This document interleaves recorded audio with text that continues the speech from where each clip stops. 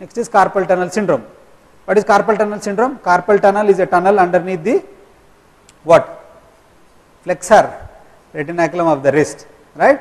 Here you have one median nerve which is very much superficial, and there are so many tendons there, 9 tendons are there, right? And all these tendons they can get what? If at all there is a tenosynovitis of all these tendons because of rheumatoid arthritis or tuberculosis or trauma or some other problem causing tenosynovitis, they occupy a lot of space, or there is a lipoma or there is some other pathology coming and occupying the space, the volume of the space is decreased and the pressure increases. If the pressure increases more than 30 mm of Hg, the median nerve which is there more superficial will be compressed, and once the median nerve is compressed there, you will have 2 symptoms, motor and sensory symptoms. If the median nerve is compressed there, the sensory symptoms will be projected into 3.5 fingers on the volar aspect, and the palmaris brevis, the thenar eminence which is supplied by the median nerve will be wasted. The motor supply, which is once it is gone, the thenar eminence will be wasted. Hence the patient can come to you with thenar wasting, and patient usually comes with sensory symptoms most often, pain, bad pain at night, rest pain. The moment they try to lie down, keep it like this, so usually you put it in flexion when you are lying down. Once they do that, there will be a lot of pressure on the median nerve, and suddenly they will have dragging sensation, numbness, severe pain neuralgic pain in these 3.5 fingers, right? So how do you diagnose this carpal tunnel syndrome? Classical history will be there, and most often these patients will have hypothyroidism. Just rule out hypothyroidism and rheumatoid arthritis whenever a patient is coming for you with carpal tunnel syndrome, right? This is called Phalen's test. This is a provocative test. If you ask the patient to flex the wrist like this with pressure, if you keep the patient like this for 1 minute, there will be a lot of pressure on the median nerve and he will have a lot of dragging pain in these 3.5 fingers, right? That is a classical test. Sometimes you can put pressure, that is called Durkan's test. You put pressure on the median nerve and hence you are provocating the median nerve. Within 30 seconds you will have radiating pain into these 3.5 fingers. That is one another test, that is called Durkan's test. These 2 tests are very sensitive tests for carpal tunnel syndrome, right? This is reverse Phalen's test. This is Phalen's test, this is reverse Phalen's test.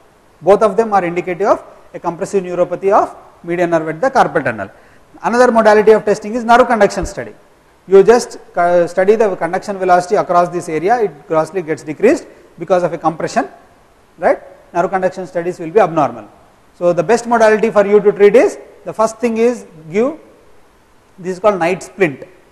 So if you are allowing the patient to flex at night without his knowledge, what will happen? There will be compression on the median nerve and it have a lot of symptoms. So usually use night splints like this for some time, and you give pregabalin and methylcobalamin, and if all those things have been done and you have done a nerve conduction study and it is showing something wrong with the nerve, right? There is a compressive neuropathy in the nerve, and if it is affecting the motor system, more specifically the thenar eminence, definitely you have to intervene at one phase and then do a procedure. Some people, again I told you, they are fond of steroids. They inject steroid to decrease the edema within the compartment so that the pressure in the compartment is decreased. Some people, arthroscopic surgeons, have planned and they are doing extremely well with endoscopic release of this endoscopic carpal tunnel release, endoscopic release of the transverse carpal ligament. They just release like this. Hence, the median nerve which is compressed by this ligament is now off the compression, right? And most often, most commonly done procedure is open release. You just go in, see all the structures with your naked eye, have the satisfaction of seeing all these things open, and then you release the some people advocate, why should we release, there will be some problems of that sort, this sort. Some people even do Z-plasty also. That best thing is release the compression. If you don't release, if there is a compression on my neck, even if I put so many tablets, that will not be an answer. You have to release this. That is the best answer, right? Next is meralgia paresthetica. This is also a compressive neuropathy of what? Compressive neuropathy of lateral cutaneous nerve of thigh. So once it is compressed there, see there are various aberrations of the lateral cutaneous nerve of thigh. Usually either this nerve can come over the iliac crest, or it can go through the linguinal ligament, or it can go through the origin of the sartorius, or it can go underneath the inguinal ligament. At various stages, this nerve is at stake. That means it can get compressed. If you wear too tight skinny jeans, or if you are too obese like this nerve will be compressed. If this nerve is compressed, patient will be complaining pain, burning pain, paresthesias over the anterolateral aspect of the thigh here, the zone which is marked, burning pain over there. If it is compressed, it is a compressive neuropathy of lateral cutaneous nerve of thigh which comes from lumbar plexus rooted L2 and L3, right. If it is there, patient will be complaining of pain. Usually there will be loss of hair also at this, there will be patchy loss of hair here, all the hair will be there growing all around, but here there will be patchy loss of hair, right. That is meralgia paresthetica. Once it is there, it is very clear, patient will be telling you the diagnosis, sir I have pain over there on the lateral aspect of the thigh, it is very clear. If you can elicit, you can as well elicit those signs, right, of compressive neuropathy with nerve conduction studies. Once you have diagnosed, what do? The best modality initially, there are, see I told you, for compressive neuropathies there are good medicines available now like pregabalin, gabapentin, right. These are all neuromodulators, they decrease the irritation of the nerve. There are neuromodulators which have come into vogue of late, they are working very well for compressive neuropathies, peripheral neuropathies, all these conditions. You give methylcobalamin also, whatever the compression is there and demyelination is there, you get back the myelin. In spite of doing all these things, still patient can be complaining of these symptoms. The best modality is again orthopedic modality, open, release it. Sometimes even after releasing you do not have an answer, what do? Cut it and throw it away.